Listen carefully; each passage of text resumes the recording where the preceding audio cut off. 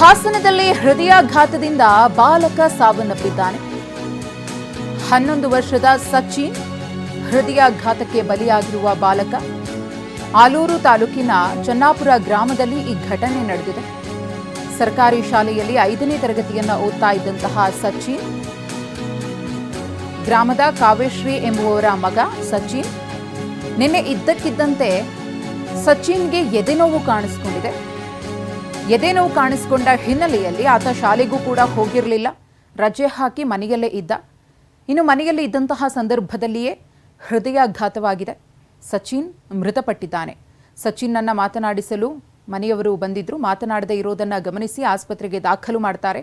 ಆಲೂರು ಸರ್ಕಾರಿ ಆಸ್ಪತ್ರೆಗೆ ಪೋಷಕರು ಕರೆದೊಯ್ದಾಗ ಬಾಲಕ ಸಚಿನ್ ಮೃತಪಟ್ಟಿದ್ದಾನೆ ಅಂತ ಹೇಳಿ ಆಸ್ಪತ್ರೆ ವೈದ್ಯರು ಕನ್ಫರ್ಮ್ ಮಾಡ್ತಾರೆ.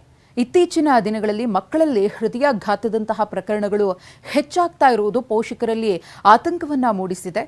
ಇದ್ರ ಬಗ್ಗೆ ಪೋಷಕರಲ್ಲಿ ಹಾಗೆಯೇ ಮಕ್ಕಳಲ್ಲಿ ಜಾಗೃತಿಯನ್ನು ಮೂಡಿಸಬೇಕಾದಂತಹ ಅನಿವಾರ್ಯತೆ ಇದೆ.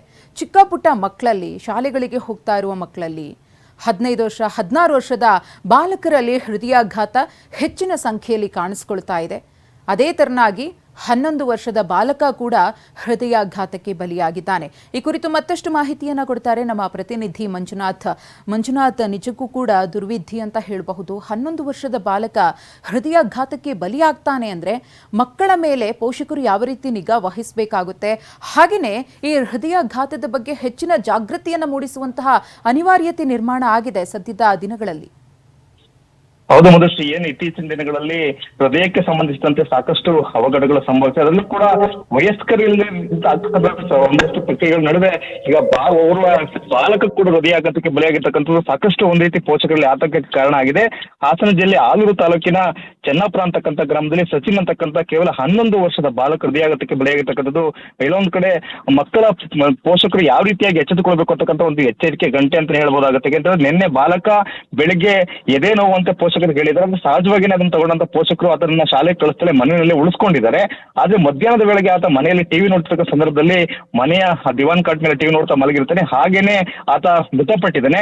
1 ಗಂಟೆಗಳ ಬಳಿಕ ಪೋಷಕರು ಅದನ್ನ ಮಾತಾಡ್ತಕ್ಕಂಥ ಪ್ರಯತ್ನ ಮಾಡಿದಾಗ ಆತ ಮಾತಾಡಿಲ್ಲ. ತಕ್ಷಣ ಆಲೂರಿನ ತಾಲೂಕು ಆಸ್ಪತ್ರೆಗೆ ಕರ್ಕೊಂಡ್ಬರೋಷ್ಟೊಳಗೆ ಆತ ಮೃತಪಟ್ಟಿದ್ದಾನೆ. ತಕ್ಷಣ ಆತನ ಪರೀಕ್ಷೆ ಮಾಡಿದಾಗ ಹೃದಯಾಘಾತದಿಂದನೇ ಬಾಲಕ ಬಲಿಯಾಗಿದೆ ಅಂತಕ್ಕಂಥ ಮಾಹಿತಿ ಲಭ್ಯ ಆಗಿದೆ. ಇತ್ತೀಚಿನ ದಿನಗಳಲ್ಲಿ ಸಾಕಷ್ಟು ಇಂತಹ ಪ್ರಕರಣಗಳು ವರದಿ ಆಗ್ತಾ ಇದಾವೆ. ಅದರಲ್ಲೂ ಕೂಡ 11 ವರ್ಷದ ಮಗು ಹೃದಯಾಘಾತಕ್ಕೆ ಬಲಿಯಾಗಿರ್ತಕ್ಕಂಥದ್ದು ಎಲ್ಲೋ ಒಂದ್ ಕಡೆ ಪೋಷಕರಲ್ಲಿ ಸಾಕಷ್ಟು ಆತಂಕ ಕೂಡ ಕಾರಣ ಆಗಿದೆ. ಮತ್ತೆ ಇಂಥ ಒಂದು ಪ್ರಕರಣಕ್ಕೆ ಸಂಬಂಧಪಟ್ಟ ಜಾಗೃತಿ ಆಗಬೇಕು, ಮತ್ತೆ ಜೀವನ ಶೈಲಿಯಲ್ಲೂ ಕೂಡ ಒಂದ್ ರೀತಿ ಬದಲಾವಣೆ ಆಗಬೇಕು ಅಂತಕ್ಕಂಥ ಒಂದು ರೀತಿಯ ಚರ್ಚೆನೂ ಕೂಡ ಶುರು ಮಾಡಿದೆ. ಒಂದ್ ರೀತಿ ಹಾಸನ ಜಿಲ್ಲೆ ಆಗಿರ್ತಕ್ಕಂಥ ಈ ಒಂದು ಘಟನೆ 11 ವರ್ಷದ ಬಾಲಕ ಅಂತ ಹೇಳಿದ್ರೆ ಕೇವಲ 4ನೇ ತರಗತಿ ಓದ್ತಿರ್ತಕ್ಕಂಥ ಈ ಒಂದು ಬಾಲಕನ ಸಾವು ಒಂದ್ ರೀತಿ ಪೋಷಕರಲ್ಲೂ ಕೂಡ ಸಾಕಷ್ಟು ಆತಂಕವನ್ನ ಸೃಷ್ಟಿ ಮಾಡಿದೆ. ಮಧುಶ್ರೀ, ಧನ್ಯವಾದ ತಮ್ಮ ಮಾಹಿತಿಗಾಗಿ ಮಂಜುನಾಥ್.